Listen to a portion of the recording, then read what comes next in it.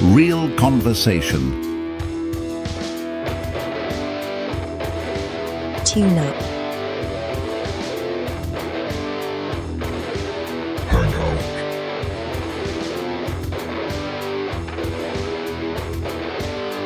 And get ready to think. The Third Rail.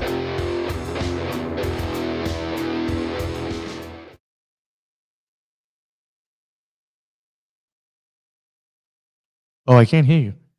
You're muted. Is magic real? Rookie mistake, everybody. Let me start all over again. Thank you, Mr. Guest. I haven't introduced you yet, so I'm going to say that the best for last. Is magic real? Does it exist? And what is it? From the beginning of recorded history in ancient writings, many times hidden, exist stories of magic and the supernatural. Even the birth of Jesus Christ is a supernatural story. Here's what I mean. Hold on for a second. An angel from heaven came down to earth, impregnated a virgin, and the Son of God was born.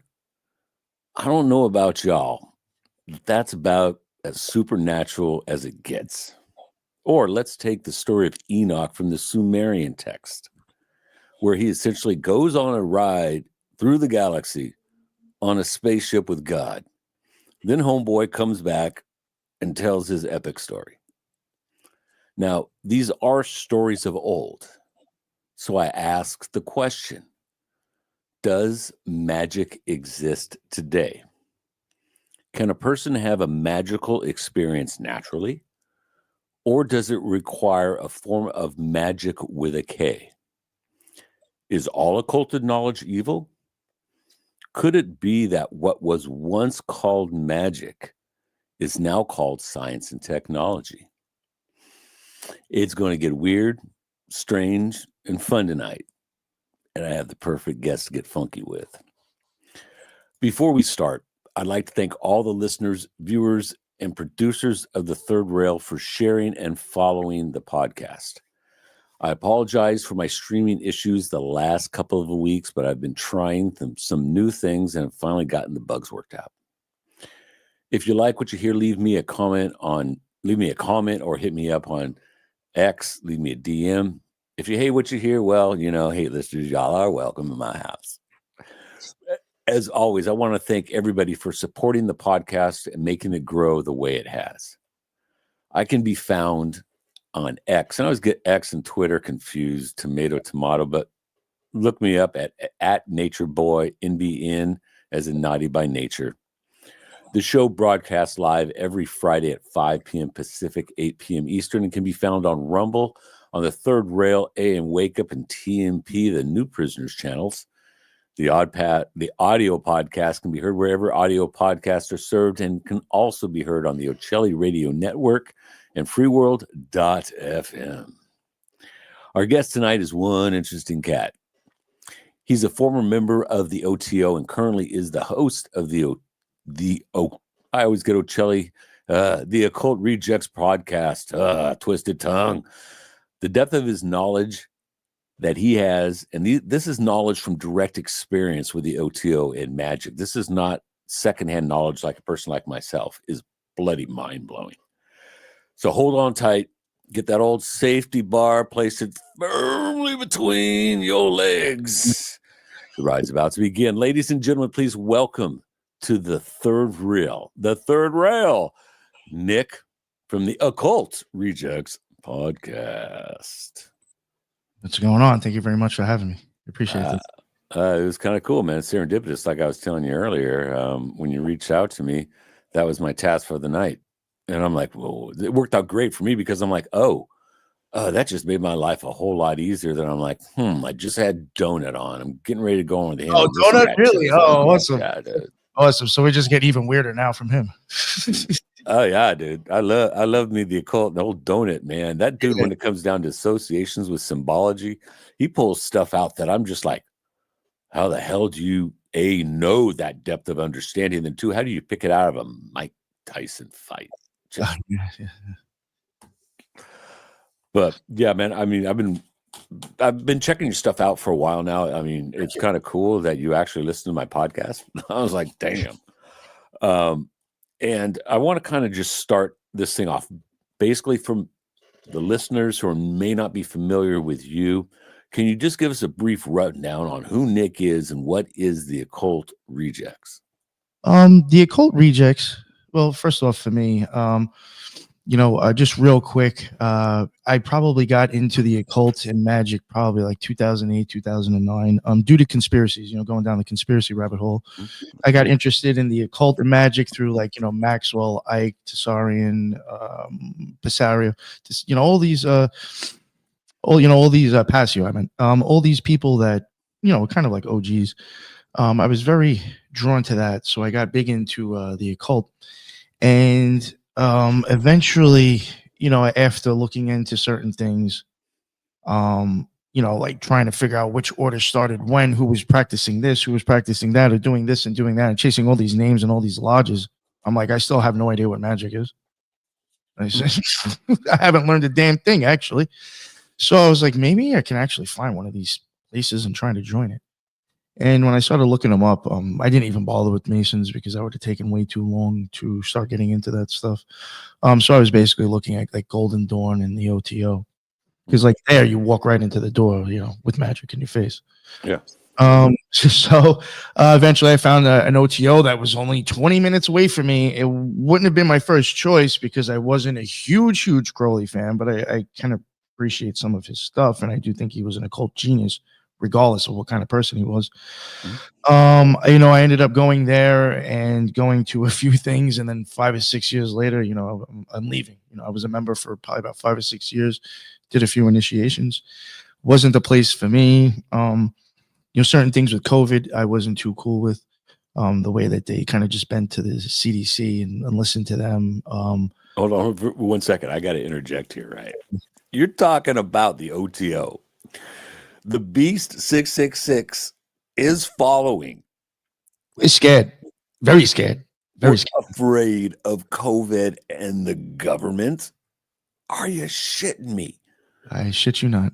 I would think it's some occultic mannerism, some deep hidden hand type stuff. They would be behind it. But they were like, if you come to the sacrifice and we have to do the Temple of Thelema anal ceremony, you all must have masks on. Rubbers are optional. But masks. Fuck. That's funny. Go on. Sorry, dude. I just had to interject. No, it is funny because it's like that was even an issue that I had. So I was like, so Horus is scared as hell, but Jesus has got his doors open. Right. His pastors are getting arrested, right?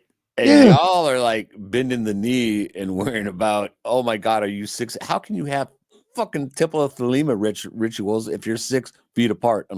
Ain't no man, I don't care if it's Ron Jeremy or John Holmes, got a package 6 feet long. Jeez. That's effed up, man. Sorry, brother. They were kind of getting into that, and then they started, in my opinion, they started teetering on far left political stuff, and they started getting into the whole George Floyd thing, like having a Zoom meetings, because at this point, really? COVID's out, so we have to do Zoom meetings because the temple's closed, the lodge is closed. And when they brought up the whole George Floyd thing and wanted to have it was practically almost like group therapy, I was like, I'm out. I was like, this is like not what the O.T.O. is even supposed to be talking about. They shouldn't even be getting into this stuff. It's just, it's almost like Alcoholics Anonymous, where the only thing that they are supposed to talk about is themselves, and that's it. Have no opinion on anything outside those walls. That's the same way the O.T.O. is supposed to be. And obviously they were not biting to that with this shit. So I wasn't too cool with it. And I had already started having magical experiences. And in my opinion, that place just wasn't conducive for my magical journey anymore. If anything, I feel like it gave more of the image of slavery, and the people there, unfortunately, were much more slaves than probably free. So I was just like, unfortunately, there's nothing there for me to learn or for me to get. And I left. Well, I can see them being a form of slavery. I mean, when you kind of go down into the dark magical practices, you're slaves to the demons, you're slaves to the priests, and you're ultimately slaves to the higher power. Yeah. It's blood in and blood out in some organizations. So, you just can't wander in, get involved, and then you get exposed to some really deep, dark knowledge and then go, yo, dude, I'm going to tap out. That's too creepy for me. They're like, nah, it's too late, brother. It's too late. You've already been to the secret room, the P. Diddy little room, if you know what I mean. And you've seen things and done things that we're going to hold you accountable for. So you're in it to win it, brother, but you're going to lose. And ultimately, that I could totally see it being a slave type of a system. I mean, you're a slave to a supernatural power, which, at least in my experience, in my opinion, is a dark, dark power. Well, this may be a little bit different than most people, but like even my opinion, and I even do think this is why Crowley had even mentioned people being slaves to the gods. Except for God, itself. Right. I think all these other things, these Thoth, Horus, Hyperion, all those people, they're not real. I don't believe that they're actually real at all. And the O.T.O and other orders glamorize these things, or the people within them glamorize them and humanize them, and you become slaves to them. Like, you have to start thinking, I'm going to invoke Thoth to do this for me. I'm going to invoke Hathor to do this for me. Yeah. No, I'm a slave to them. Right, exactly. You don't have any power. You're calling on principalities that exist in an infinite dimension, that we exist in a finite dimension. So there's no real way that I could see that we could have that power. But so you have to evoke that power from another realm.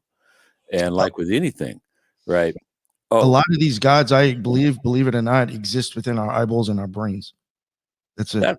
That's another issue I want to cover later on tonight, down the road here a little bit, is the eyes. Forces we have to go against to change, have alchemical change in our body. We have to defeat the gods that are controlling our physical body, in a sense. I know it sounds weird.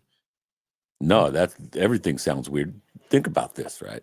That's why I don't dismiss things easily, especially when it comes to the supernatural and the occult, because I just equate my beliefs from an atheist standpoint. Okay, I'm a Christian. All right. Now, an Orthodox Christian, and very heretical in many, many churches, but I still hold the core beliefs. So let's just say that an atheist is looking at me going, all right, homeboy, so you're trying to tell me some little entity came down, knocked up some chick, married, never got her husband's pleasures, right? Popped out this kid, became the son of God, did miracles, and then homeboy gets killed and comes back to life 3 days later, walks on water. That sounds crazy. It's across the abyss. Across the abyss. You've come back. So I can't just outright dismiss, especially what I know about magic and having had magical experiences. When I hear stories like yours or the philosophies of yours, because I think that whether one agrees or disagrees, by keeping an open mind and taking in an array of different knowledge, you can take truths from every little bit of knowledge and incorporate that. Now, in my opening monologue, I said, Very Thelemic, actually. Oh, it is? Yeah. Dude, I'm not into the sleep. I ain't going to those rich. I'm not saying you are. I'm just telling you, it's very Thelemic. That's what they do. They take shit from everywhere. Yeah, they do. Well, Crowley has always done that. I mean, if you look at the history of him, he started off, I believe, in the Golden Dawn. Pretty much had a schism with the founder of that, then moved on to. Did he establish the AA, or was that already pre-existing? I don't believe he established it. I think it was already pre-existing, but he supposedly gets the credit for it. But I don't buy that. I was gonna say that. Well, he also gets the credit for the O.T.O. Most people, when they think about the O.T.O, it's a direct connection, but it's like, no, he took over the O.T.O. The O.T.O was actually closer associated with the Freemasons. And then Crowley took it over, because at that point in the O.T.O, if you were a Mason, you were able to kind of come over and actually be in a degree already. That. So like, if you were a Mason, you equaled something wherever you were in Masonry. If you went into the O.T.O, Crowley stopped that, got rid of like most of the initiations, but it was tied to Masons. It was like an inner order. Yeah, that's what I understood. You know, when I first learned about the O.T.O and Crowley was when I was 17 years old, and I was working at a fast food restaurant that I shall not name because I don't want to get my ass sued. Um, and my assistant manager and one of my good friends was third degree in the O.T.O. Now, I have a question in a second about what a third degree is, but I'll hold that off. And we had many, many long nights, sometimes watching the sunrise coming up, talking about the occult. And one thing that I remember that he said is there is basically a strong relationship between the Masons and the occult. Think of it as not brothers, but cousins. Many of the core beliefs of many occult organizations come down to certain pinch points in history. Like one is the Templars. That's the big one that resurged the occultism. This is from what I understand. And trust me, I'm no expert. But from that came the wisdom of the ancient Babylonian religions, the ancient Egyptian religions, the ancient Sumerian religions, and all kind of conglomerated into what people think as the modern occult. And it has many branches and many legs. But when you look at the core foundations like Christianity, right, the different denominations, they all hold similar, not the same core beliefs. I'll conclude with this like Christianity. You have the Baptists, the Catholics, the Seventh-day Adventists, and many of them hate each other, and they all think the other one's going to hell, but they all share the same common belief, and that's Christianity. I get that. With Freemasonry, Yeah, man. Yeah, a lot of this stuff, in my opinion, is kind of almost even taken from other stuff like Rosicrucianism. Yeah, it's all a conglomeration. That's really good. It's like a hodgepodge of like really other. And what I was going to get at, and I'm like forgetting you even said that, and it kind of ties in with it more. It is kind of like almost generic symbolism that has been used in the past. Mm-hmm. Yeah. And they kind of, and a lot of occultists, even Crowley did that. Even I do that with some of my occult art. I get ideas and stuff from people that, in the 1200s or 1500s that I know nobody knows about. So they'll catch that I'm like even getting that idea. It's the same thing that a lot of occultists do. That. Yeah. It's very, very rare. It's almost very rare nowadays that anything is new. It's just kind of just like you stylize it to your experience, or you just change a little bit, or you make the story a little bit longer or a little bit shorter, Or you change it for the audience that you're presenting. Yeah. Oh, well, then that's like when you're actually like kind of, black magic, where you're just basically mind fucking people with fairy tales. Yeah, dude, that's why I've never messed around with black magic. I've always been fascinated with it, right?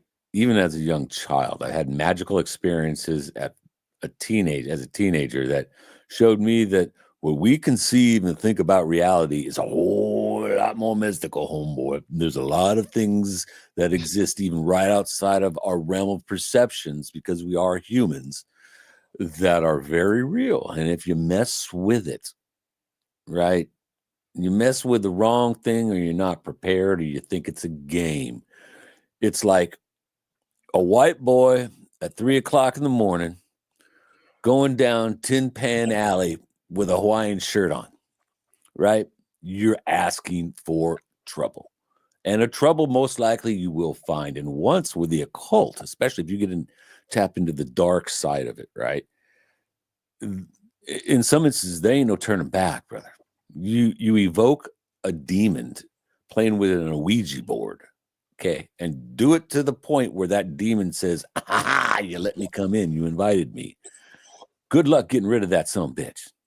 Good luck. And if you do, by some mystical, esoteric, demonologist, Catholic priest, holy water way, the scars that'll leave on your psychology and potentially your body, from what I heard, are going to last you a lifetime, man. I do think even with some of that stuff, yeah, man. This is just like just how, like, I've even mentioned, for a magician, just people knowing they exist, an occultist, sometimes that's all they need. But sometimes I think like the person's mind actually does some of that stuff themselves. What do you mean? Clarify that if you don't mind. Well, talking about like having experiences or like leaving marks and stuff. Mhm. Sometimes I do think if somebody like playing with your Ouija board, Right. what if you fully believe in your mind that you're actually doing something and believe that you're actually contacting something? I do actually think that eventually you may create that in your own reality because you totally believe it blindly. So you're talking about just the I even think some like poltergeist stuff. Maybe I'll put it this way: poltergeist stuff is created by the person. So it basically goes back to one of the core tenets of what Crowley taught about the basic definition of magic. It's conforming the natural laws in order to your will or something along that. You're manifesting things. So through I your think some mental, people could and not even realize they're doing it. Put it that way. I could see it, man. I could see it. Strange things. The thing is, like I said, I've had magical experiences, and once you see things from that lens, you can never unsee it. No, it's like a cucumber to a pickle. You can't go back. No, you can't. There's no coming to good analogy. That's the one thing like I wish was like said to me, and I would like to say before we even get into like more of the topic. Yeah, man. When it comes to magic, from my experience, if you have a magical experience, you're gonna unfortunately look at the world a completely different way, and it may be disturbing or upsetting at first. It might be even rough too, because you'll be like, "This is impossible if I go by the way I've been taught my whole life." Right. You know, and it could be a little rough, but in my opinion, you're never going to be the same person again. You can lie to yourself for the rest of your life, but you somewhere in the back of your mind, you're going to be like, this isn't normal. Like, you know, the world really isn't what I experienced. No, it's not. I mean, kind of one of the topics I wanted to have is magical experiences, right? Yeah. And let me just start off with one of them that was one of my first, if not the first. I was 14 years old, spending the week with my aunt who lived on an Indian reservation in the Sierra Nevada mountain range. And so one night, I had this really short but very powerful dream. And it's simple. I'm standing in the forest at night. I'm looking at the back of this Volkswagen Bug with an oxide paint job. The engine cover's removed, and to the left of my shoulders, this huge tree. The next day, I'm tripping on it all day long. I'm even tripping on is why am I tripping on? It's a stupid little dream. It came, it went, it was done. Yeah. So later on that evening, my cousin shows up and says, "Hey, man, let's go down take a walk to my property. I want to show you my car." I was like, okay. So we walked a half mile or so down to his place. And he says, "There it is." I kid you not, I'm standing in the exact same place, looking at the exact same car in the exact same forest with the exact same tree to my left-hand shoulder. And as a 14-year-old child, right, that was a mind-blowing experience. And once I saw that, I could never unsee it, even though the people listening probably think I'm effing crazy and talking bullshit to get attention. But no, it happened. I saw it, and I can't forget it. And that really like cracked something in my brain that I think opened me up to the subjects that I've spent most of my life studying. I think even like until you get to a certain age, I think you are more open. Yeah, Maybe having experiences or being. I think even as a child, you're very still close to contacting the other world if you wanted to. Yeah, I mean, most of my magical experiences I had when I was young. I haven't had them in ages. I mean, deja vu and stuff like that. That's always fun. Yeah, that's always fun. That comes in waves. But so I showed you mine. Show me yours. I want to know, what's your most intense magical experience, brother? What is that? Can you even explain it in words? If you do your best. Yes, yeah. I'm going to, and then if you want, I can actually go into the whole. There's like a whole spiel where I can actually cover the whole vision and the experience and everything. It'll get out there. All right. I mean, I have had experiences where, and it's crazy how this isn't even like my wildest experience, but there is times where it sounds crazy and I don't like to talk about it too much, but I do think like I've been able to blow out a candle with thought in my third eye. And now that people are probably like, wow, the guy's not going to really get into that. All I know is I was putting pressure on my third eye a lot and it started flickering the candle and I eventually blew it out. No. Now that blew my mind because I realized I can actually change the world around me, and that freaked me out. Now Well, that I would consider kind of like black magic in a sense, believe it or not. But my most intense, or I think wildest experiences is actually, having a magical experience in the sense of, and this is just my opinion. This is what is a magical experience, at least from my experience. I'm trying to think of like the easiest way to say it, but like eventually for me, I'll go into a meditation that is so deep that you eventually just kind of die. Like you do, in my opinion, I'm just going to come out and say it. If you're going to practice magic and take it all the way, you are committing temporary suicide. You are actually going to let your soul slip out of your body, and you're going to have an experience. You're going to feel things that you only felt then. You're going to see visions you only see then. And then you'll have experiences once you actually fully, my opinion, slip out.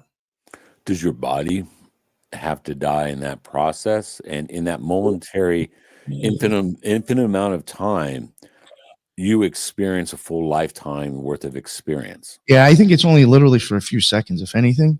Right. And it does seem like a while, but I mean, I could get into it later on after I talk about the experiences. But like, I'm going to be totally honest with you. I haven't done it in about 2 years. But when I first started having these experiences, and when I was like 2 years into the occult rejects, I was still fucking with that shit. Yeah, It is. It can be very addictive. But in the reason I'm saying that is because there was times where I did it quite often within a short period of time, and I did experience like physical problems. So I do even think it can actually affect you physically and mentally if you abuse it. So that's another reason why I kind of like stopped for a little bit. But well, that makes sense if you don't mind interjecting, because I remember I told you about when I first learned about the occult. My buddy Tony, he brought up an interesting point. And this is what he said, is that through the use of magic, because he was in the O.T.O, you're able to fuse, in a sense, both hemispheres together into one union. And what that does is that just increases your brain capacity to the nth, because now both hemispheres are now being one.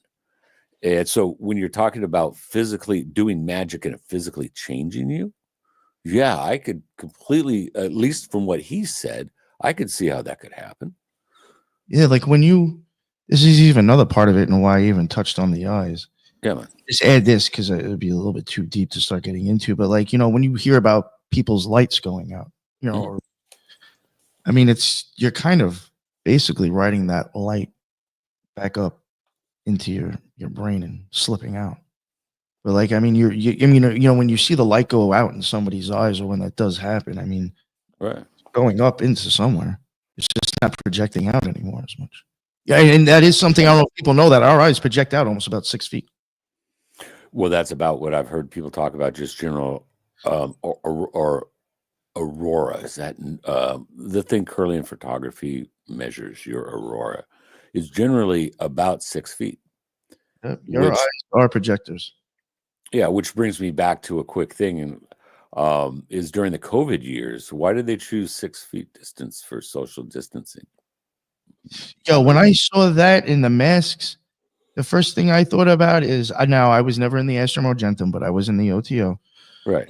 I was able to get a robe that was made by somebody who did make them for the Astrum Argentum, or some people in the Astrum Argentum. Right. Yeah. So I bought the robe, and like the reason I got it is because of the hood. It only has cutouts for the eyes. There is no mouthpiece. So you look like an executioner with the all-seeing eye on your forehead. And so I'm like, and I would use that sometimes. And I'm like, 6 feet, which is like normal kind of circle for a ritual. And then like a mask, I'm like, that's kind of what I feel like I do in my living room sometimes already. Yeah. And I was like, this is weird. It really is weird, I mean, it was weird enough that I was doing it like that, but then like seeing these things being handed down on TV, I was just like it kind of reminds me of like the thing. Well, maybe that's why the members of the O.T.O were so into wearing masks and social distancing. It wasn't because they're afraid. Maybe they realized, oh yeah, this is all part of the plan, and we got to be good slaves. We got to be good slaves. Put on masks, 6 feet. Got to get that circle. Put the pentagram down. Put the pentagram down. Put the candles. Gosh darn it! Give me some protection.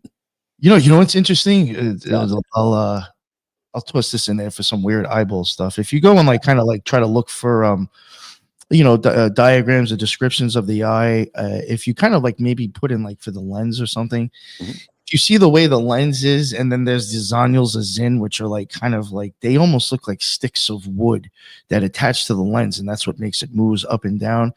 If you see it at a certain angle, the lens is very much almost like the shape of a mask sometimes.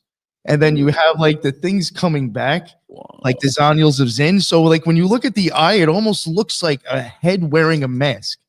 I swear to God, if people have that image in their head, like a mask, and then look at the eyeball, you'll be like, oh shit, I see what he's talking about.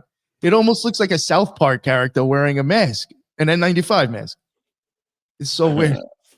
Yeah, well, I could see that, dude. I could see that, man. I mean, magic and like Aleister Crowley. Most people, I think most of my listeners know who he is, right? But I think very few people understand the relevance of that man's existence on today's culture. The influence that he's had from the time he was born to really started practicing, and his influence to this day. I mean, look at culture creation. What was one of the big things of the hippie generation? Sex, drugs, and rock and roll. Sex, drugs, rock and roll. Well, very few people understand is that was originated from Crowley. Now, here's another thing that I like. It is part of the hippie generation, the peace sign, which originally was V for victory from Churchill. Yeah. Well, it comes out, according to Freeman, that is the sign of Typhon, and it was given to Winston Churchill by Aleister Crowley. Yeah. So now everybody's doing this, thinking this is V for victory and this is peace. But what they're doing is they're throwing up a symbolic hand sign, kind of like George Bush, old George W. And the Austin University or whatever, the hook and horns, right? Oh, that's a bull. And the whole audience would put this out in its fucking ritual, right? And you're like, dude, no, that's not. That's kind of the sign of Baphomet. Oh, what do you mean, you crazy conspiracy? And I'm like, yeah, and you're having 70,000 people flash this in unison and on command. Huh. And there might be something deeper to this. And let's not forget, where is Crowley's papers held? Let me think. Yeah, the University of Austin. I don't know. Call me crazy there, Nick, but think there might be a little association with that. You know what's interesting? I'm glad you even mentioned that. Well, it would have made more sense for me to bring this up later on when I got into my experience. But there is a point in my in the experiences that I had when I crossed the abyss that I will see an eclipse, and at some point it starts to look like explosions around it that start to look like roses kind of blooming, and that's why I even have on my logo an eclipse with roses around it. Yeah. My co-host who's in the chat has actually been able to go down to that library in Austin and actually look at handwritten stuff written by Aleister Crowley. We have gigabytes of photos and videos and stuff in his handwriting. And unfortunately, it's all copyrighted. We'd have to get permission to use it.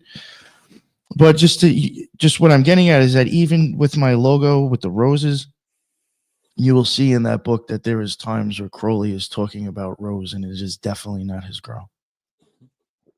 And I definitely think he's talking about the same thing that I'm talking about with the roses exploding around the eclipse. It's a vision that you see before you have a magical experience.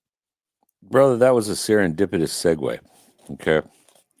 Because one of the topics I wanted to cover was Rose. First of all, I've always been fascinated with the story that, and correct me if I'm wrong, because I'm no expert, the Book of the Law, Crowley's Bible, and the O.T.O Bible, if you will. Which I have some weird experiences with that son of a bitch. At least, yeah. Rose supposedly was the conduit from Aiwass after spending the night in the pyramid, the Great Pyramid of Giza, probably doing a ritual. That's what they say. And the supposedly the room went blue. Yeah, and that was the conduit that Aiwash used to translate, or to translate, lack of a better term, the Book of the Law, and that became the cornerstone of the O.T.O's religious belief. At least the people that I know that have practiced O.T.O. When you talk about the Book of the Law, it's like talking to a Christian about their Bible. Yeah. So that was a fascinating story. Then I heard you say that Rose is more than Rose. It's not Oh, sure. person. And so I'd like to have you kind of go over that.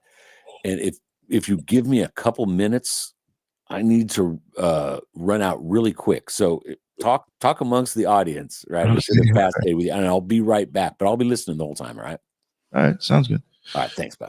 Yeah, the situation with the Rose thing, I mean, due to me like having that experience where I see the roses burst around the eclipse, I see that every time I mess with magic. So I do just assume it's something that other people have I've seen if they have had that experience, because it's a constant for me. And honestly, I probably really wouldn't unfortunately have an idea really besides my experience. I don't know if I really would have actually made the connection until Lisa had went down to the library and actually got photos and videos and notes, and we looked at some of them, and she even pointed out to me how like he was even doing like gematria, for like throwing rows into stuff, so making sure it's capitalized or not capitalized. So it's, my opinion, it's quite obvious that at least in that sense, it's probably being used. It's a part of a cipher, at least, because if you're using gematria to be able to add it into something, I mean, there's a reason why you're doing that. And just other times that I've seen symbolism and I've seen roses used, just to me, it seems to kind of go back to the experience that I've visualized. And now the point is, with the thing is with that now, if I'm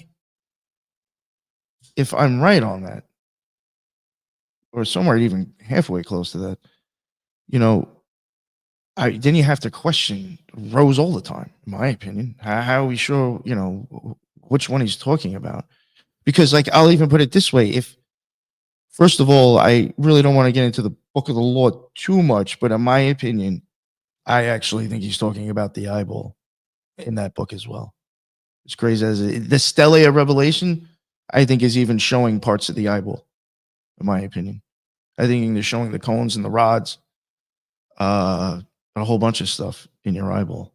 But in my opinion, if he is also talking about the rose because he's seen that vision, then you have to start wondering, like, all right, if Rose was supposedly like the conduit or like the thing between him and the other thing, Right. well, that would be my experience with crossing the abyss. That vision of those roses in the eclipse is what I'm dealing with before I come out of my body. Could those roses have anything to do with sacred geometry? Well, that is another thing that has happened to me. Was that there'll be times when there's like flashing geometry shapes coming at and like around the eclipse. I have had that. Again, I'm like jumping all over the place with this experience. I probably should have just started from the beginning and covered it. No, I think you're doing great, man. Keep but going. yeah, there'll be times where I'll see geometry like spinning and coming at me. I want to say too that most of the work where the rose was being used was when he was writing the vision and the voice. That was the the stuff that Lisa was able to look at, his handwritten stuff. And believe it or not, there was I'm not going to get specifics, but I find it interesting with like how a lot of the O.T.O members are. If they were to read some of that stuff that he has in his own handwriting, see some racist remarks from him. I think they'd be a little shocked that their grandpapa said. You know what I'm saying? Or this dude that they're idolizing. Oh my God, Crowley wrote that? Yes, So honestly, these people can't conceive that the B666 might have just a teeny bit of racism installed in him. he definitely used some words that would not be accepted today or even then, probably. Wow, big shocker. Big shocker. Well, he was, by his own decree, the most evil man alive. Made no bones about it. Put a lot of effort and money into it. Spent his family's fortune pretty much chasing that dragon.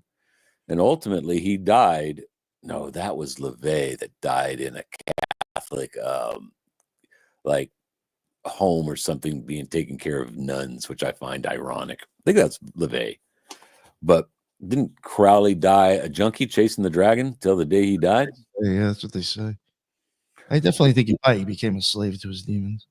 I think anybody If that story's even true about him, you know, because again, like if he was intelligence on both sides of the street, how do we even know who Aleister Crowley is? I think that was just the character he was playing to an extent too.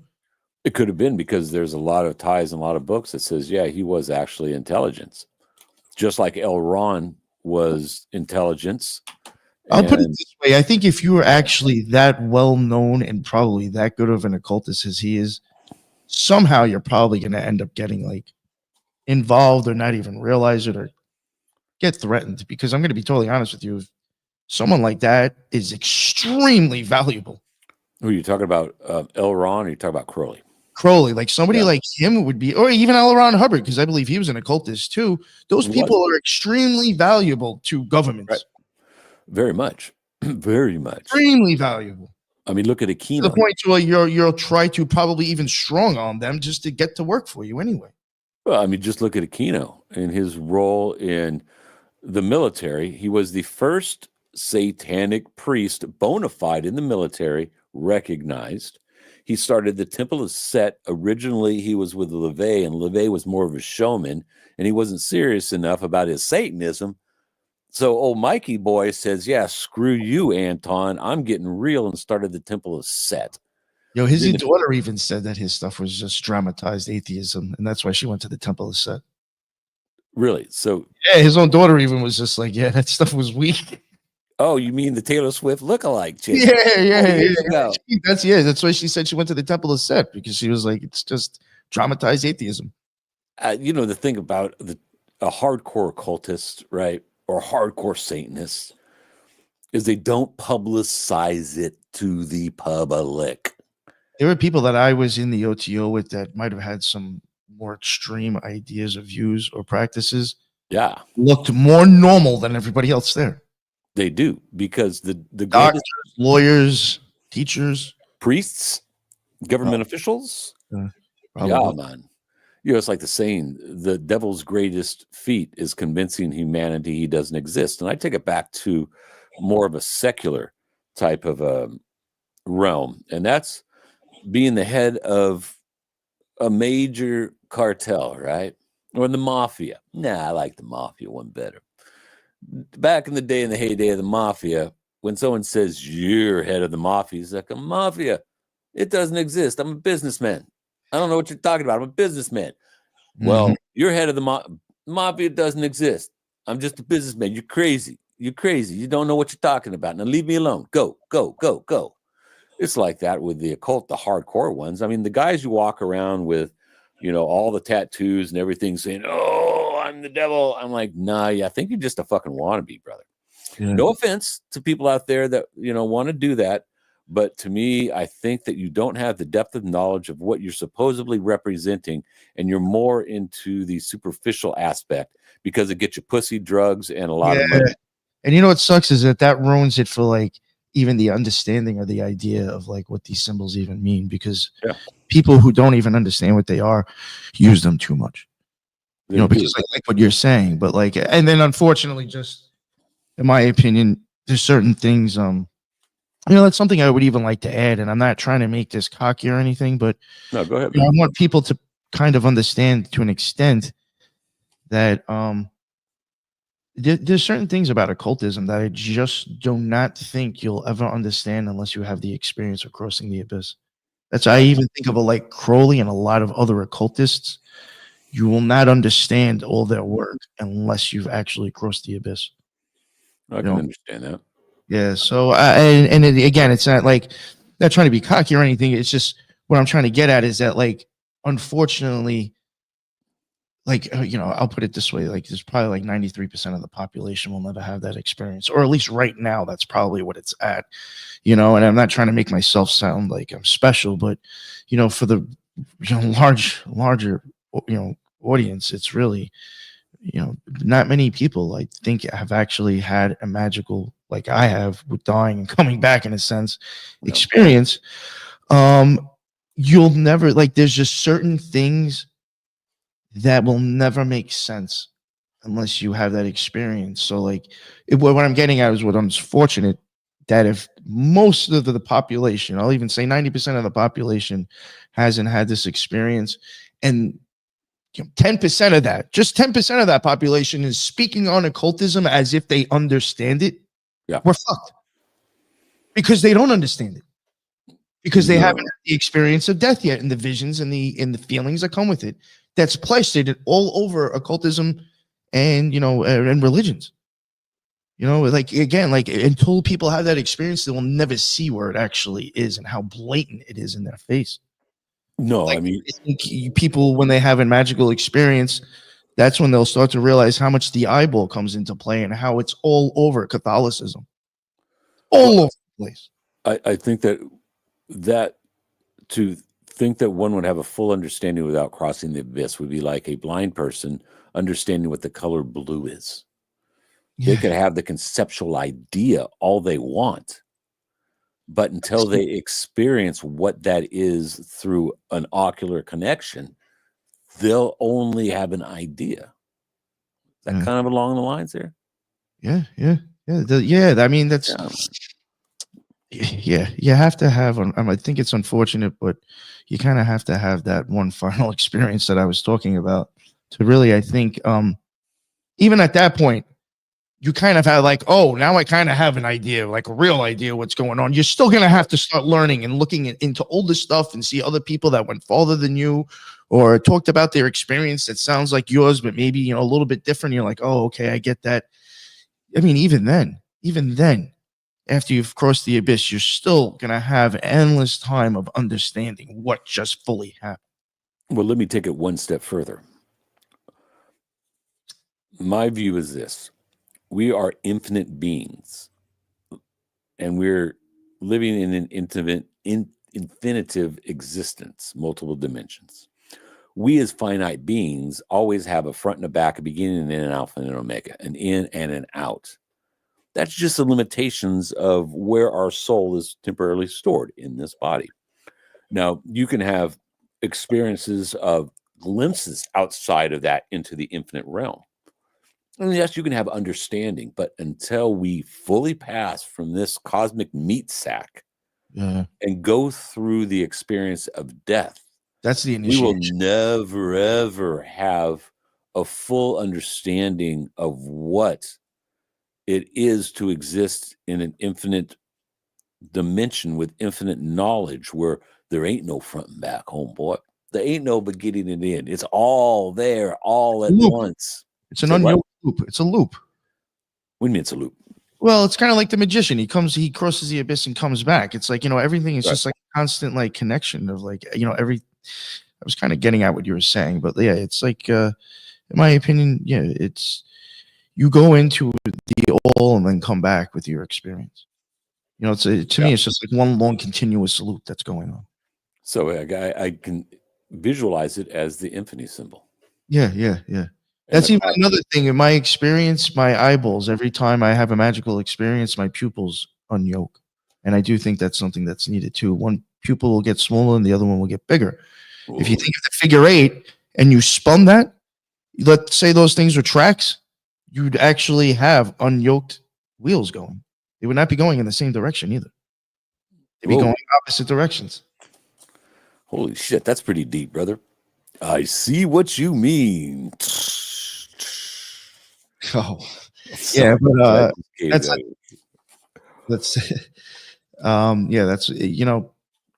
Yeah, that's just another thing with the eyes that I wanted to add. Well, I think it's a good time. It's a good segue right now because that's what I wanted to get into. I've heard you talk about the eyes, but I'm not quite sure what you mean. So let's just go into that subject and explore it if you don't mind, man. Well, in my opinion, if you were to start looking at certain parts of the eyeball, Right. and I mean, you could look at it underneath, you could see art done or just people drawing it, and it's used like for medical stuff or even under certain magnifiers, whatever they're using to take pictures of it, x-rays, electromagnetic, microscopes. Right. You will, or they can start looking at like how certain things work, like the lens. In my opinion, you will start to see a lot of stuff that you're like, wow, like I've seen that redone in art, or I've seen that redone in sigils, or I've seen that, redone, like the unicursal hexagram, which Crowley didn't come up with either, which I'm sure most people think he did. That was actually drawn by somebody else. I forgot their name way before Crowley. I mean, that kind of depicts exactly how light can reflect off your lens, off your eyeball lens. I have a tattoo on my arm that, I mean, I can't really show it. You can't really see it right now, but it's like a chick standing there, and it looks like this, roots are growing up, and she's got a seashell under her. It's very much like the birth of Venus, which is a perfect example. If somebody was to go look at the birth of Venus and then go look at the eyeball, type in like the eyeball hyaloid canal or Hold on. Eyeball. I'll bring it up. Eyeball. Yeah, I don't want to waste too much time. I wish I had like the pictures up. But did you say eyeball? Halnod canal. Hyaloid canal. Yeah, because I'm thinking you'll probably get like a good visual of that. Yep. All right. Let me pull it up so I can get the hyaloid canal. Yeah. All right, found it. I don't know, I don't know if you can share it. I'm trying to find a good picture of it. Let me see if I can do this right here. Oh, do. I don't know if Actually, I'm wondering if I could find it faster than you on my. Well, I don't have any. I mean, I have Google Images going up here right now, so I can share the screen and kind of just bring up what I'm seeing right here, and you can kind of guide me to the right picture. Yeah, that sounds. So share screen. All right. Okay. Can you see that? Yes. So point me to the right picture, and I will click on it. I guess it wouldn't be bad. The top row, the second one from the left. Yes, yeah. All right. Let me see if I could bring it up bigger. Now the thing is, you would have to flip it upside down. But okay. But that is a good thing. Yes. Okay. And it may be in another tab if you can open up the birth of Venus. Okay. Yeah. Let me do that, and you talk amongst the audience. Let me do that. Now, what was it with the birth of Venus? Yes, the birth of Venus. What's another crazy thing? If you were to look at this picture that you have up now that I asked you to ask, and if you were to look how light comes out of your eye, and you turn that upside down, you would have Atlas holding the world in his hands. Really now? Look at that head, and then those arms coming around it. It looks like it's holding a globe because of the way the light comes out. It actually comes out and comes out like legs. I see that. I can see the arms reaching out. Yes. Over there and having it inverted. And that thing right there, you see that circular thing right above the hyaloid canal? That circular thing. Yes. Yeah. No, this right here. That is the lens, and the Zonials of Zin are next to it. It looks like a fucking mask. Oh, totally, brother. I see it. I see it. I see it in a couple different. Hey, you turn that around the upside down. It looks like, a goddamn South Park kid with a mask. Oh, Trey Parker going to have fun on that if he's listening to this podcast. Or if you do, give old Nick some credit there, Mr. Trey. Shoot, that's cool.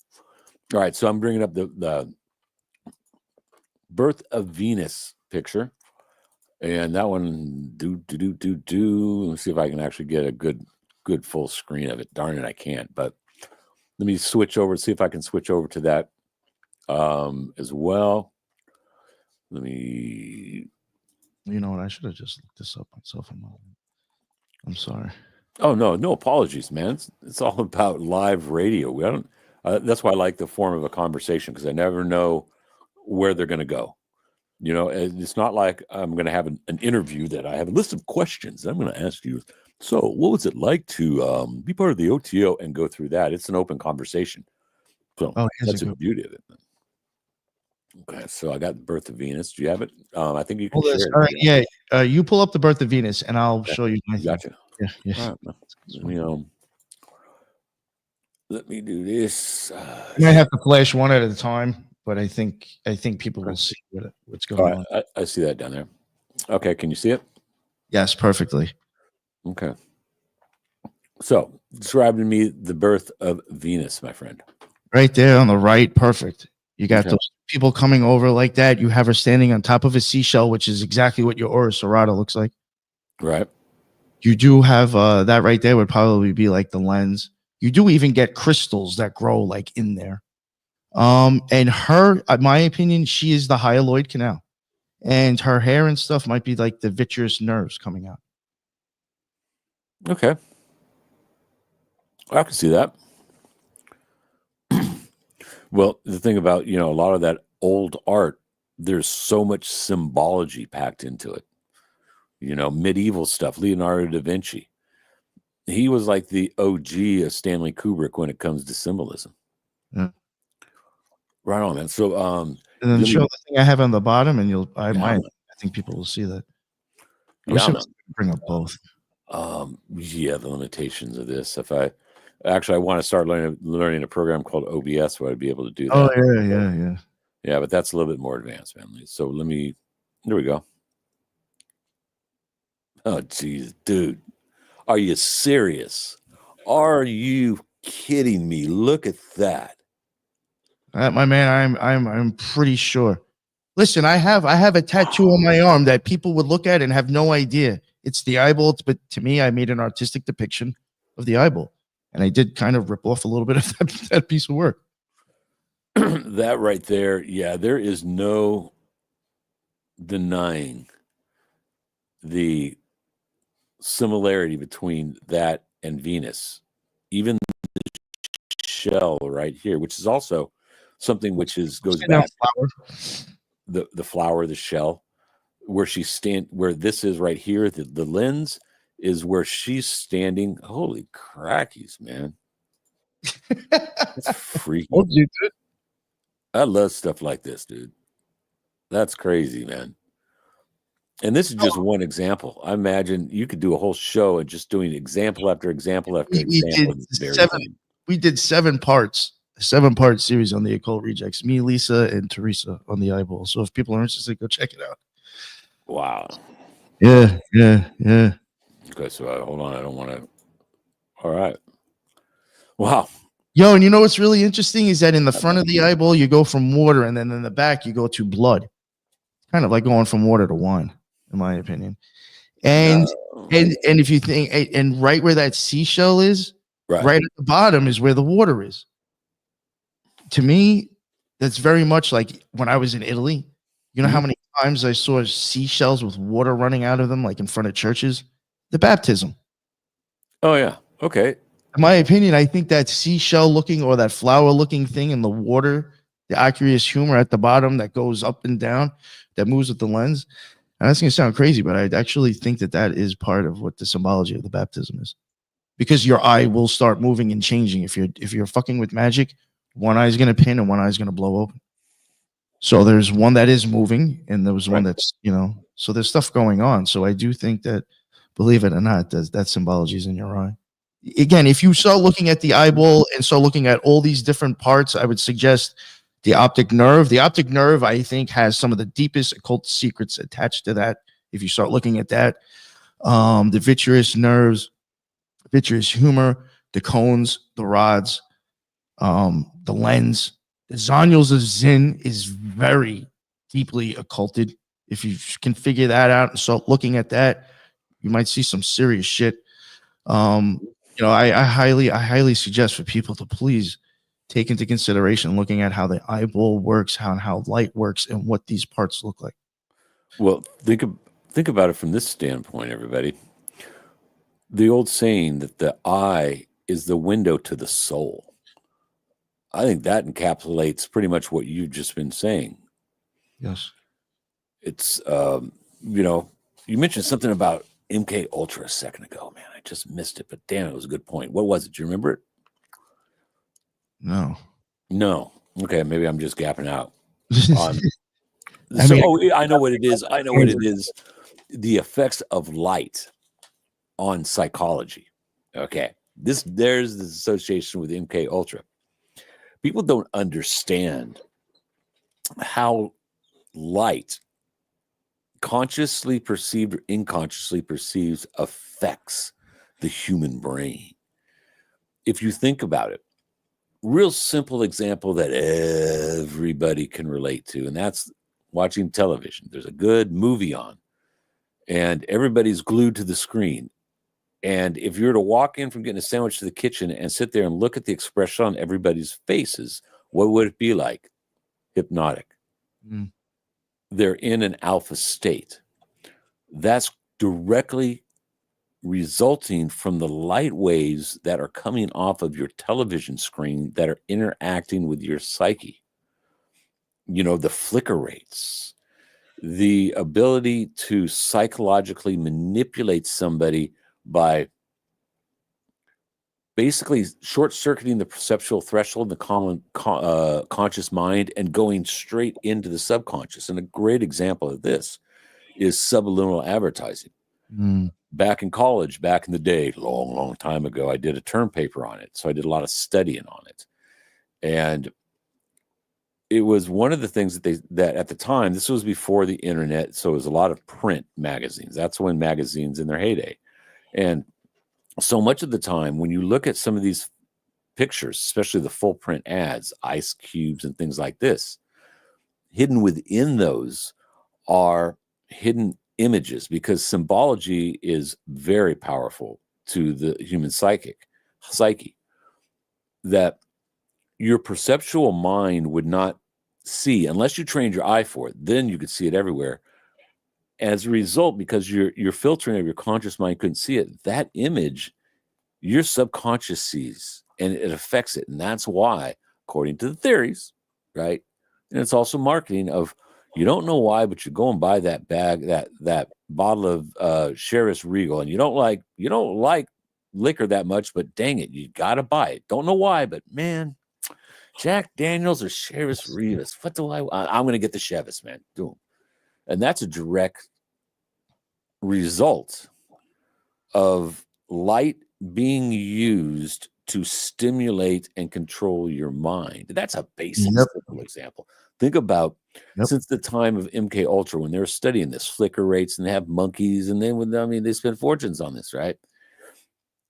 And subliminal advertising was something that originated from the 50s, right? The Coca-Cola popcorn thing in the movie theaters, right? Okay. That's old school technology. That's older than I am. Technology progresses at a specific rate, Moore's law. Technology doubles in speed or goes half the size every 18 months, right? So you take that.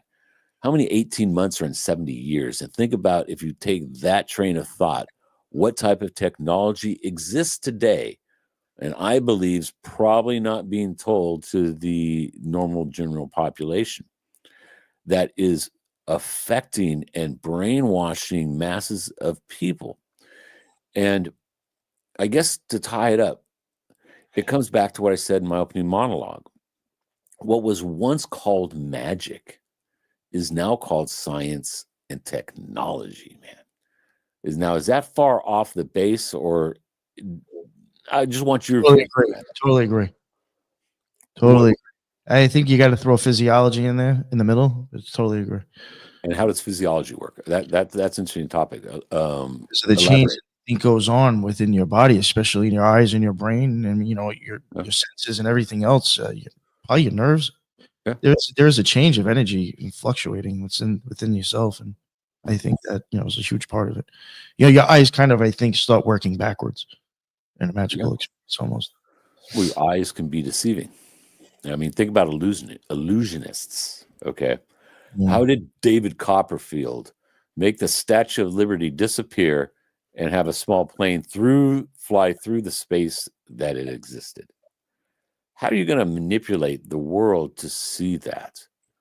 Obviously, I don't think it disappeared. I think it was an illusion in a way that I don't begin to understand of using light, because that's the sensory that we're picking up on that big trick that he did to create illusions that aren't there, but our minds are the profane perceive as real. That's what I think Lucifer Is what? that whole experience. Of not being but being, and convincing people that what you're seeing No. exists. The fact that we believe everything we see with our eyes, and we fall in love with stuff that we don't need to. I think that's really what kind of Lucifer is. Well, if you're falling in love with false idols, that applies to our latest selection. Families being split up, relationships on who do you think is going to screw you the most or the least, Orange Jesus or a Camelot? Yeah. You know, I mean, political, but so what? I've gone as far, and I know it's like kind of it's a little to an extreme, but I've even said before, I think like if you fall in love with the world with your eyes open, you're already kind of stuck in Lucifer's world. And I know that there's really many options. Like you basically got to close your eyes and have a magical experience to even escape this. Like I don't think this is a good spot that we're in to begin with. We're talking about just being stuck in this reality that we find ourselves in, this dimension or this timeline. Yeah. If we're falling in love with what our eyes are giving us as an option here, I think we're already screwed. I think so too. The fact, that sounds creepy, and it's like, how do you even go around having this discussion? But it's just like, I think the fact that like if we're duped to actually like fall in love with this world and think that this is where we belong and this is where we should stay, there's a problem. Yeah, I think so too, because that limits all of one's existence to this little renting this meat sack for 70 to 100 years, and they think that that's all that's ever going to exist. So the fear of death is very powerful, and fear is used to manipulate people.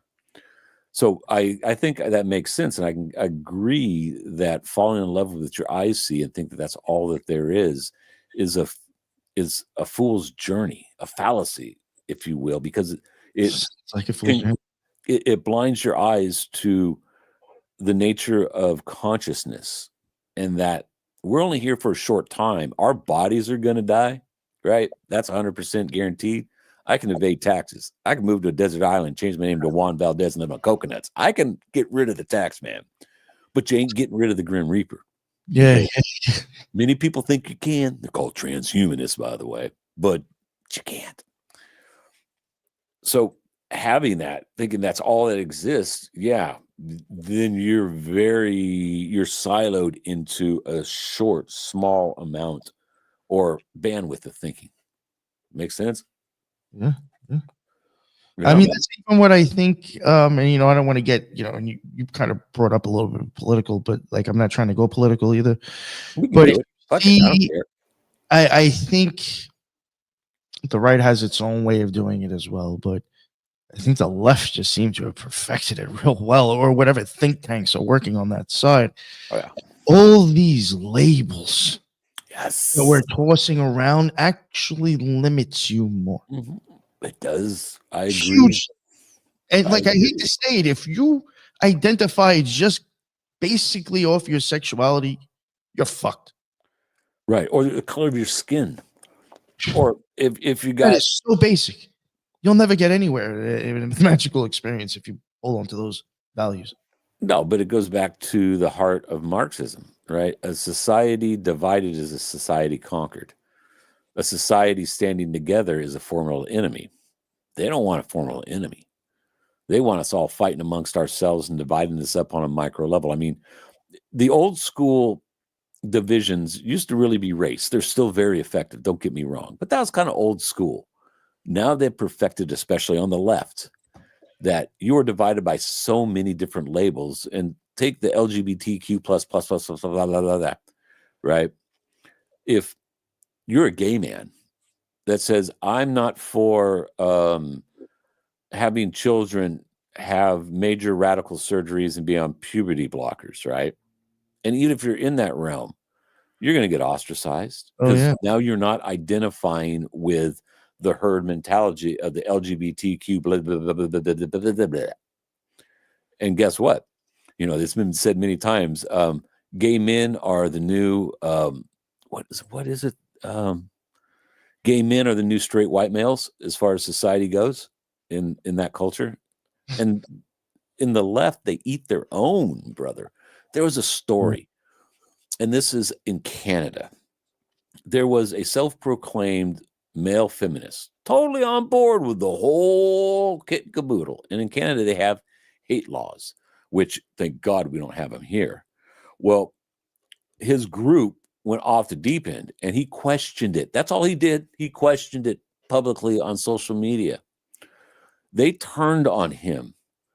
They brought him to court and criminalized him literally in a criminal court for disagreeing with him because it was hate speech. Now, I'm not sure if he was convicted and had to serve time, but he had to go through the whole legal system. But he was a staunch ally with these identity people. And because he disagreed in one thing, he was now a pariah and they were eating themselves. And I see the left do that. I see the right. You're right. They got their funky stuff. They got their, Trump is from the Lord and he's coming down to save us and he's going to do this. Okay, I can understand that. But that seems a little bit more sane and rational in the world than what is being put on by the extreme left, which is the left. I mean, come on, just look at the last two people to hold office. You had one who was clearly mentally deficient in the primaries. Before he ran, everybody knew old Joe is slipping a lot up here. Oh, but they ignored that. And then who they put by his side? They put Camelot, who slept her way to the top, and that's not an exaggeration. A woman who was of low intelligence that nobody liked in the primaries, nobody voted for years ago, and they just instilled her. So now we have two choices. We have Orange Jesus, who I think is a Judas goat and a false prophet, right? Who is a WWE Hall of Famer, an actor, a scumbag extraordinaire. Yo, he's one of the first reality TVs. Come on. Right, exactly. And then you have Camelot, who can't string two sentences together without cackling, because half the time it looks like she's on Xanax and alcohol. And this is going to be the leaders of the strongest country in the world. Dude, to me, I see two things in this. And this goes back to the occult. Tell me if I'm wrong, please. I see one is revelation of the method that your puppets don't control squat, right? And what is the other one? It's the revelation of method. It's the other one I forgot, but they both relate to it. A humiliation ritual. That's the other one. An occultic humiliation combined into one.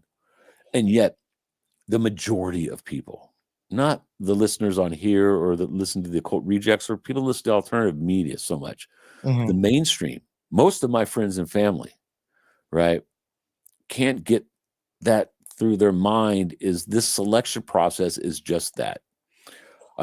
Example is I'm trying to get on this. I want to get on this guy who's a bona fide rock star, but he has gone full for Trump.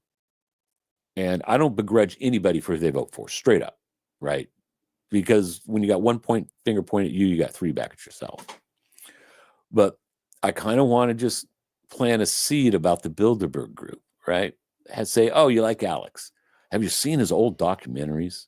Oh, look at Invisible Empire and just have him learn about the Bilderberg group, right? Da, da, da. And him go, oh, yeah, those are really those are the belly of the beast when it comes to globals. Yeah. And then bring in the fact of, okay, well, you're going for Orange Jesus, the false prophet. Let me put some truth bombs on you there, buddy. For one, in 2019, Jared Kushner, his son-in-law, and Pompeo both went to the Bilderberg meeting.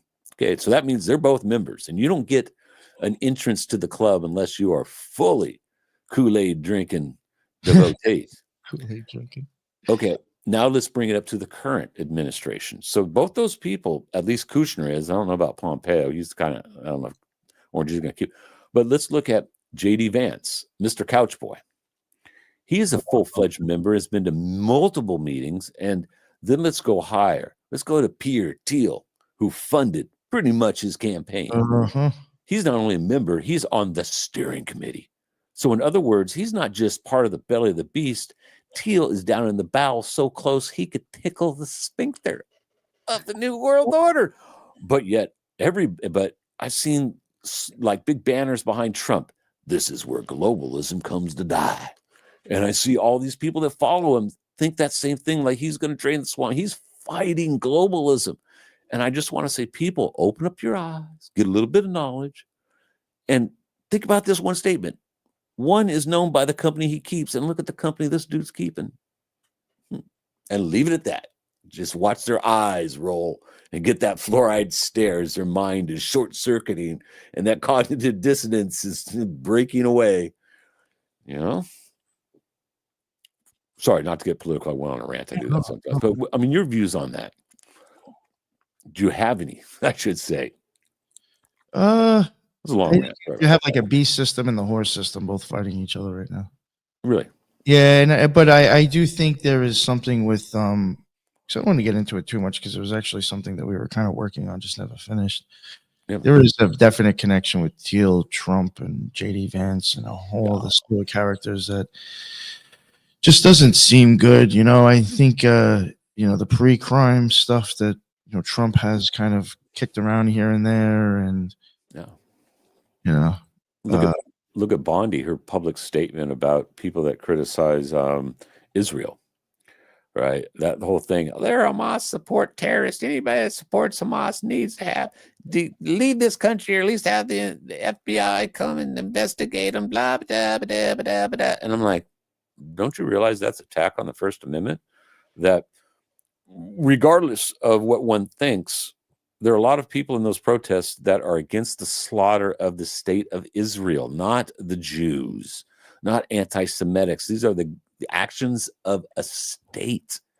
But if you criticize that in any ways, the laws that these sick people are proposing is going to criminalize your speech. So you and I, for this very thing, if those laws were enacted, bro, next morning or that night, we could hear on the front door, Mr. Nature Boy, yeah, this is Sergeant Stadinko, and this is Sergeant Sphincter from the Federal Bureau of Investigations. We'd like to ask you a few questions if that's okay with you. So, or the door gets kicked down and you fall under the terrorism laws, which means you don't have any human rights. Thanks, Obama. And they haul your ass away to a black site, and that's the last anybody ever knows about you, man. Yeah. These things can happen with what these people are talking about. Sorry to interrupt. Go on to what you're saying, but I think we're moving into some very scary times, bro. Yeah, no, I think within the next few years, we might actually see like a lot change in that. Like, no, I don't know. I think it's gonna tiptoe itself there. I don't know. I don't have a good feeling. I mean, listen, the other side, I think it was, just as bad. But just this one, I just think it will change in different ways. Yeah, I do too. I think the and there's too many people idolizing the motherfuckers that are coming into power, which is dangerous. Very dangerous. You got Elon Musk and Trump, just the amount of cult members they have. Yeah. And then you go back to the history of old Elon. I mean, it's like, I'm sure you've seen pictures of Elon's mama, haven't you? Yes. That woman is evil. Just got that evil, soulless witch look in so many of her pictures I've seen. And then who was her daddy? Her daddy was the lead technocrat in Canada that was so radical, the state of Canada kicked his ass out. He went down to South America and started getting into mining of gems, created a fortune, right? And 2 generations later, who's our savior? Elon. But if you go to most of those people that support Trump and Elon and Thiel, and even ask them, so are you familiar with the term transhumanism? Yes. Fluoride stare. 95% of the people that you ask in society have no idea, but they're still supporting the technocrats. Not It's just crazy. I mean, you and I can see that stuff, and that's why it gets so frustrating for me, is that I see this happening all around, but the rest of society doesn't. And I used to try to think that I'm going to wake them up. No, ain't going to happen, man. This is how I look at it. I go back to an old Thin Lizzy song, "The Boys Back Town," line in it. Hopefully I can say it right. If that chick don't want to know, forget her. So that's how I go. If you want to know, I'll talk my ear off. I'll try to show you whatever resources I can. But if you don't want to hear it, then I'm not going to waste my breath, man. I'm not going to waste my breath. All right, man. So, brother, we're coming on here an hour and 20 minutes. Yeah, you go about an hour and a half, you said, right? Yeah, about an hour and a half is where I like to go here. Yeah. I've had a good time. I'd like to have you back on in the future and get more in depth. Hopefully I didn't talk. Oh, yeah. Oh, no. No, you're totally fine. Totally fine. Yeah. No, there's definitely, I mean, yeah, if I was to even go in again, like I was on another show today where I talked about my experience, and that probably took up like a half hour, 40 minutes. So, I mean, that is, that in itself, I could definitely, You're the guest, my friend. You're the guest. I'm the host. Yeah. No, I'm just saying, I mean, there's what we talked about today. I could definitely come back and talk about more deeper stuff for sure. Oh yeah, I've got like all sorts of notes and cue cards here, and I mean, I really haven't even touched them all. We could sit here and just cover these and probably be talking for a few hours, but it's Friday night. Yes. And I have to feed myself because I'm single, so that means I'm the maitre d', the chef, and the head dishwasher. So if I don't feed myself, nobody will. Plus, it's Friday, and I'm dying for a cold beer and a shot of tequila, man. Nice. There you go. Brother. So, Nick, why don't you let everybody know? First of all, thanks for coming on, brother. I really had a good time talking with you. And why don't you let everybody know where you can be found? The Occult Rejects, that is on BitChute, Rumble, YouTube, and all major podcasts. And then we also have the Occult Research Institute.org. You can check that out. That has tons of other people's work on there and contributors to all different sorts of topics. There's also, old books on alchemy and magic and stuff that might be worth looking at, and even history on other alchemists, occultists, and people that might have had an impact in the occult community. There's tons of stuff on there if you don't mind reading. There's tons of information and tons of stuff to learn off that site. Fantastic. Everyone go out there and check all that stuff out. Support Nick. Hit his Patreon page. Kick him some scratch. You don't realize if everybody listening here would throw in $1, I know it's been said ad nauseum, how much it would make a difference, because believe it or not, it costs us money to do this. Okay. Yo, you have StreamYard, right? Yeah, man. Dude, you have, you know what I couldn't believe that they did to me? You know how they switched over to that 4K plan? I'm not sure about was it $25 a month, or is it like that? I had like one of the top plans because I wanted to be able to stream out to 8 things and do 1080. Mm-hmm.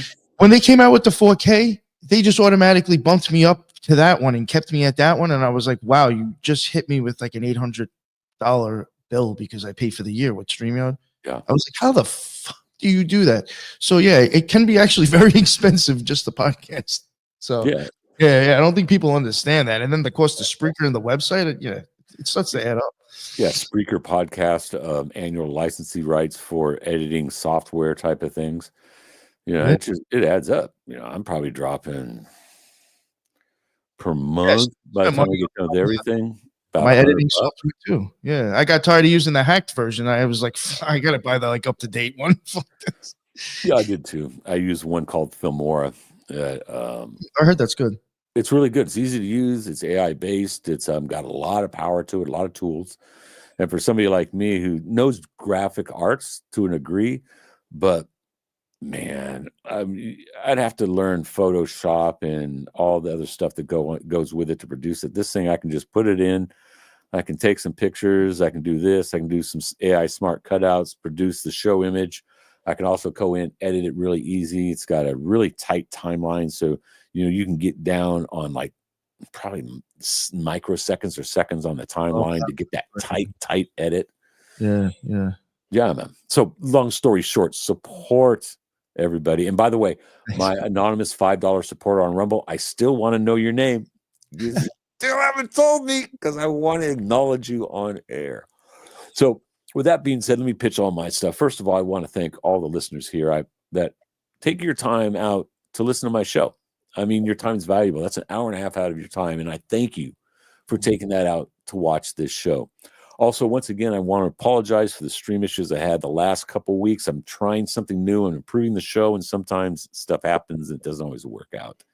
So if you like what you hear, do me a favor, give me a DM on Twitter, leave me a comment. I really dig those comments, and I wish people could understand how much it means to me to have somebody leave a comment, even if they say, Nature Boy, you suck, because I still love my hate listeners, y'all. Just spell my name right. That's all I ask. You're still getting interaction, so that helps. Yeah, man. Yeah, man. Hate listeners are welcome. You're still building my numbers, yo. So tell your other hate friends. All right.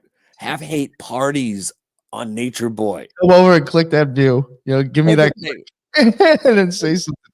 Go for Pimp it out like a Friday night crack hole. That's all I got to say. So everybody, thanks for tuning in. I can be found on Twitter. I can be found every Friday night. The show broadcasts live 5 p.m. Pacific, 8 p.m. Eastern on Rumble, on my Third Rail channel, the AM Wake Up channel, also on TNP, the New Prisoners channel, audio podcasts, or wherever audio podcasts are served. Please sign up for that. That's one of the last bastions of free speech we're going to have down the road when they start canceling it. Also, it can be found on the Ocelli Radio Network on ocelli.com, as well as freeworld.fm. Considering this is a worldwide broadcast, wherever you're listening to this show, whether it be day, whether it be night, thank you for tuning in, and we'll catch you next time.